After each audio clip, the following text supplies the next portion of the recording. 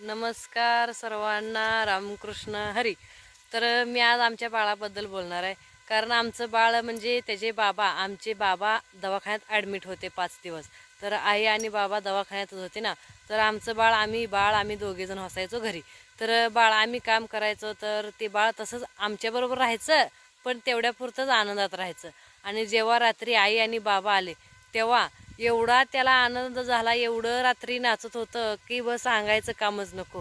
कारण लहान मुलांना आजी आजोबाजवळ खेळताना एवढं भारी वाटतं असतं, तेवढं आपल्याजवळ सुद्धा वाटत नसतं आपण जन्म देऊन. एवढं लहान मुलं आजी आजोबांचे लाडके असतात. मग बऱ्याच ठिकाणी बायका काय करतात माहिती आहे का, भांडण झाल्यानंतर बाळांना आजी आजोबापासून दूर करतात. तर शक्यतो तुम्ही तसं करू नका प्लीज, कृपया. कारण लहान मुलांना आजी आजोबाजवळ खेळण्याचा आनंद जो असतो ना, तो कुठेच भेटत नसतो आयुष्यात. त्यामुळं आजी आजोबाजवळ खेळू द्या त्यांना.